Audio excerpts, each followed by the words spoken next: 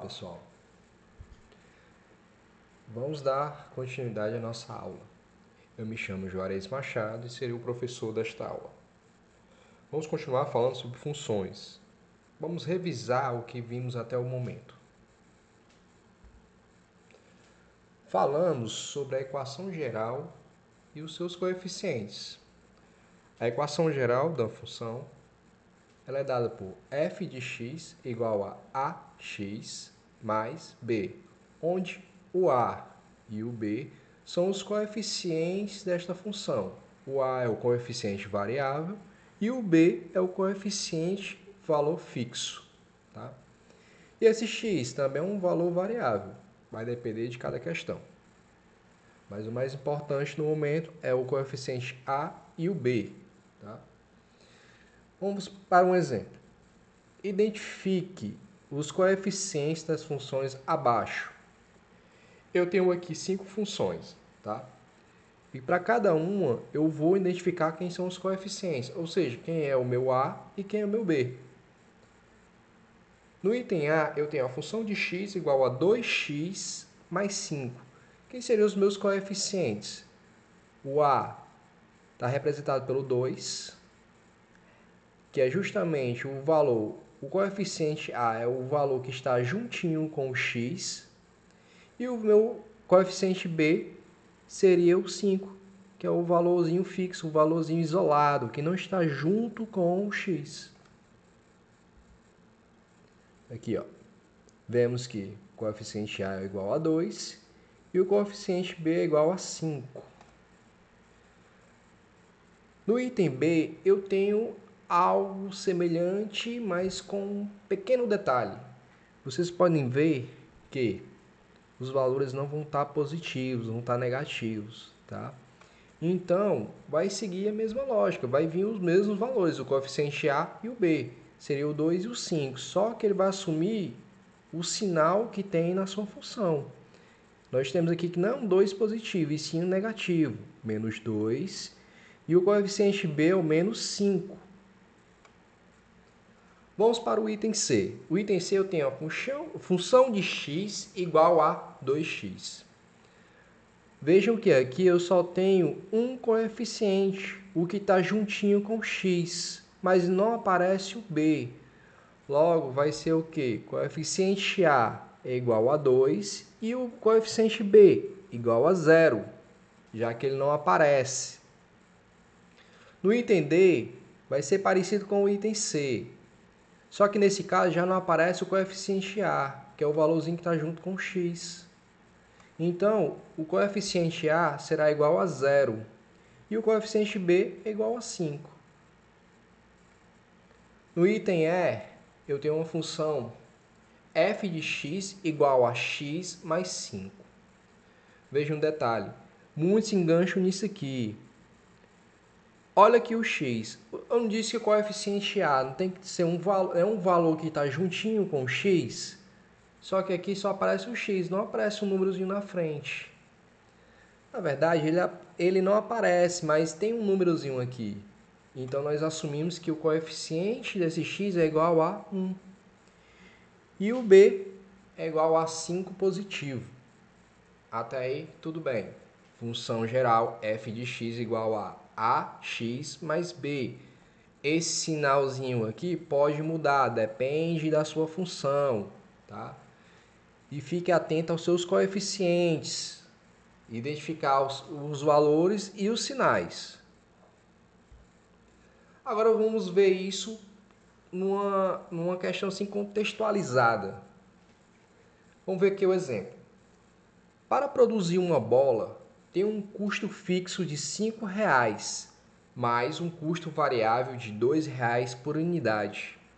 Escreva a função que melhor representa esta questão. Beleza. Notem que eu deixei em destaque o mais aqui, tá? Esse mais aqui ele vai dar referência ao sinal dessa minha função. Eu já sei que vai ser uma soma de dois valores, tá? Mas vamos primeiro identificar quem são os coeficientes A e o B. Vamos logo pelo A. O A seria um coeficiente que vai variar. Esse coeficiente vai ser um valor que multiplicado por x e vai estar sempre variando. Esse x vai ser um valor que vai ser atribuído de acordo com a sua questão, tá? Nesse caso, ele fala já de cara que o custo fixo, que a bola tem um custo fixo de R$5. Isso aqui eu poderia atribuir já ao coeficiente valor fixo B, tá? E um custo variável de R$2 por unidade. Mas nem sempre na questão vai vir essa informação, custo variável, tá? Então vocês vão ter que identificar. Se não vier isso aqui, vai vir outras dicas. Por exemplo, aqui eu estou falando que tem R$2, mas é por unidade, ou seja, uma única unidade custa R$2. Se eu tivesse duas unidades, já não seria R$2, seria 2 vezes 2. Ou seja, essa unidade aqui vai ser representada pelo x. E esse 2 vai ser o meu coeficiente A. E eu não disse que vai ser somado, porque está mais. Ó. Eu estou acrescentando um valor. Mais o 2,5, mais o 5, que é o valor fixo. Então, a minha função dessa questão seria f de x igual a 2x mais 5. Aproveitando o mesmo exemplo, só que agora eu estou atribuindo um valor, uma unidade. Vamos ver aqui a questão. Para produzir uma bola, tem um custo fixo de R$5, como a gente já viu na questão anterior. Mais um custo variável de R$2 por unidade. Beleza, até aí nenhuma novidade. A novidade vem agora. Qual o valor que eu terei se vender 10 bolas? Está vendo que aqui eu estou atribuindo um valor de unidade, já estou atribuindo um valor X, que no caso aqui seriam 10 bolas, 10 unidades. Então eu vou pegar a mesma função e onde estiver aqui em destaque, ó, eu não disse que é o valor aqui, é um valor X. Onde tiver X, eu vou colocar o quê? O 10, que vai ficar da seguinte maneira. O f de 10 é igual a 2 vezes 10 mais 5. 2 vezes 10 vai dar 20, mais 5 vai dar 25. Então, eu tenho que a minha função de 10 vai ser o quê? Igual a R$25. Esses 25 é o valor que eu vou gastar, que eu vou ganhar na venda dessas 10 bolas. Agora vamos para o próximo tópico. A gente viu sobre domínio, contradomínio e a imagem de uma função. O domínio eu tenho aqui representado pelo conjunto A, que seriam os valores de x, tá? E o B seria o meu contradomínio. Até aí tudo bem. Notem que para cada elemento de A tem uma flechazinha saindo dele e ligando-se a outro valor. Esses valores que estão ligados aos elementos de A, eu vou chamar de imagem. Esses valores são a imagem desse domínio, tá? E a imagem está dentro do contradomínio. Notem que nesse exemplo aqui eu tenho 3 valores de imagem e tem um que está fora. Eu posso considerar esse 7 como sendo a imagem? Não, já que não está ligado a nenhum elemento de A. Então ele só faz parte do contradomínio, mas não faz parte da imagem. Até aí tudo bem. Agora grave essa informação importante. X é o valor que representa o domínio, que está aqui, ó. Ou seja, x pode ser 0, pode ser 1, pode ser 2. X é esses valores que estão aqui, tá? E o f de x é justamente o valor que representa a imagem. Ou seja, é o 1, é o 3 e o 5. Qualquer um desses aqui é a imagem desse meu x. Vamos para uma resolução, um exercício. No exemplo 4, nós temos que, dada a função f de x é igual a 2x mais 5, determine f de 5. Quando eu falo f de 5, esse f aqui eu estou atribuindo que ele é o quê? A minha imagem, tá? É o valor da minha imagem. Eu quero saber a imagem dessa função quando ela for 5. Quando o meu x, quando o meu domínio for 5. Então, substituindo onde tem x pelo valorzinho de 5, vai ficar f de 5 é igual a 2 vezes 5 mais 5. 2 vezes 5 vai dar 10 e mais 5 dará 15. Então, eu tenho que a minha função f de 5 é igual a 15. Como eu falei, o 5 faz parte do meu domínio, é o meu domínio. E o 15, que é o valor que eu encontrei, vai ser o quê? A minha imagem. É o valor que vai estar ligado ao 5. Ou seja, se eu for representar nessa maneira aqui, ó, no diagrama de Venn, o que acontece? Esse 5 vai estar saindo uma flechazinha indicando o 15. Esse é o domínio e está ligado à sua imagem, que é o 15. Tá aí, tudo bem? Vamos para o próximo exemplo. Então, ó, lembre-se, quando vir a questão dessa maneira, tá? E ele te dá a função e ele pede que determine, por exemplo, f de 5, quando aparece dessa maneira aqui, então você já atribui que ele quer o quê? A imagem, certo? Quando ele te der o valorzinho de x, ele quer encontrar a imagem. Próximo exemplo. Dada a função f de x igual a 2x mais 5, determine f de x igual a 25. Olha aqui, ele não deu o valor de x. Ele não deu o domínio. Mas ele deu o f de x. Ele disse que o f de x é igual a 25. 25, ou seja, ele já te deu a imagem. Se ele te deu a imagem, então ele quer o domínio, ele quer o valor de x. Então, onde tiver f de x nessa função, eu vou substituir por 25. Vai ficar da seguinte maneira. 25 é igual a 2x mais 5. E aqui eu tenho uma equaçãozinha simples. O que não tiver x, eu passo por um lado, sempre fazendo a troca dos sinais. E o que tiver x eu deixo de um lado, do outro lado, tá? Então, nesse caso, eu deixei o 25 desse lado e passei o 5 para o outro lado. Só que esse 5 está positivo, então para o outro lado vai vir negativo. Então, vai ficar 25 menos 5 igual a 2x. Continuando isso, eu vou ter essa subtração. 25 menos 5 vai dar 20, tá? E aqui não está completo, mas o que acontece?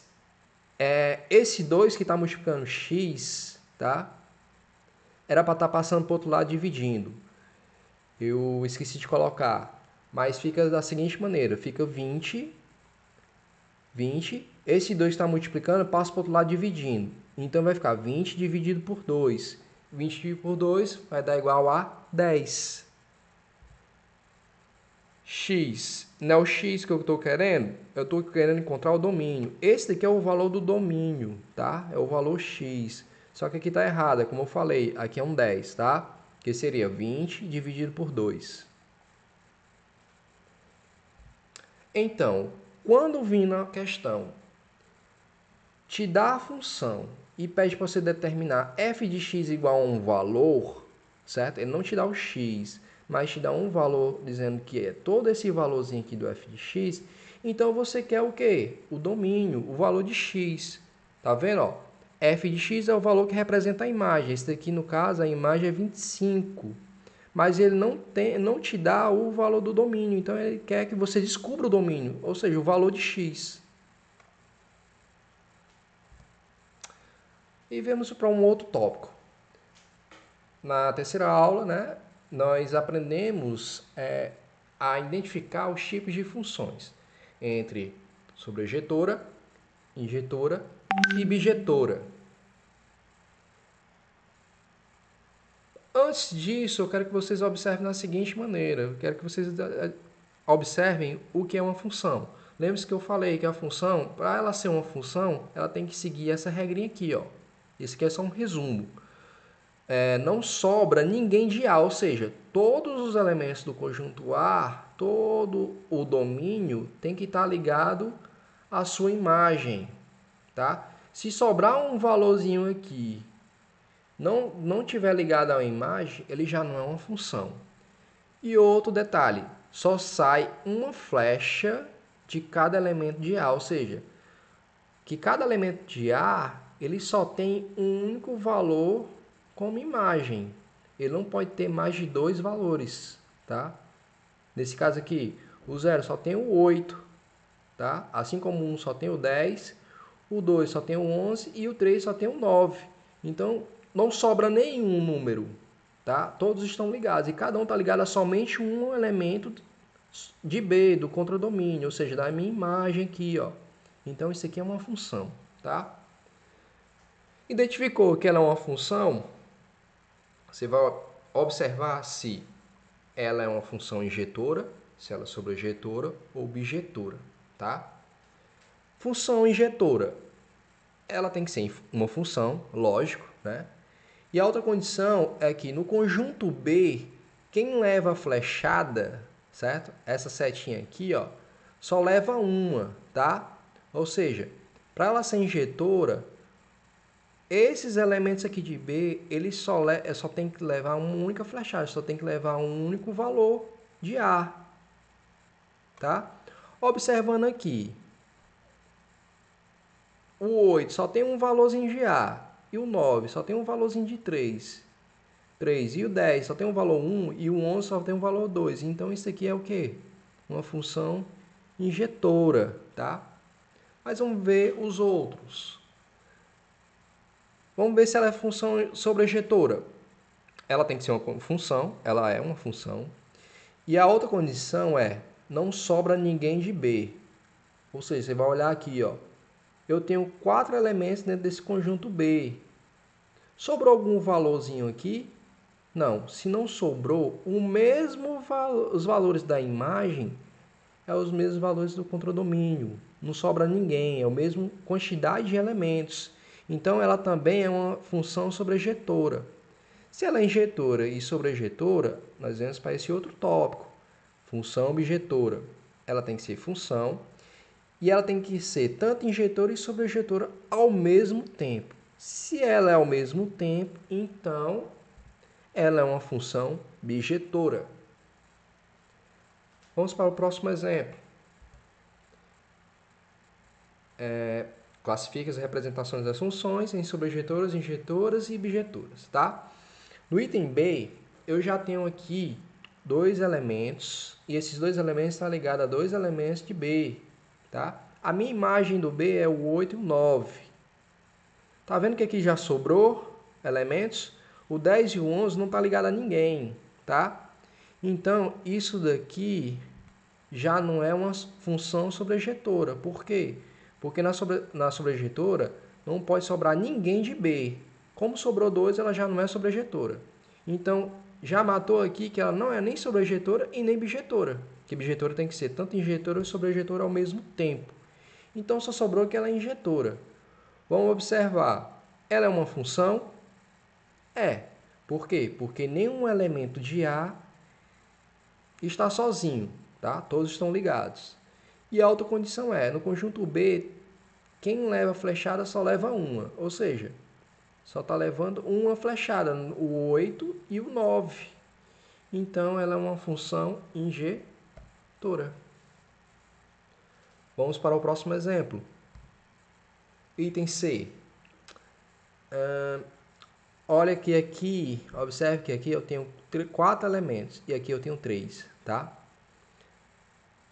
Nesse caso aqui, tenho 3 elementos. Esses 3 elementos estão ligados todos os 3 estão ligados a um valor do domínio.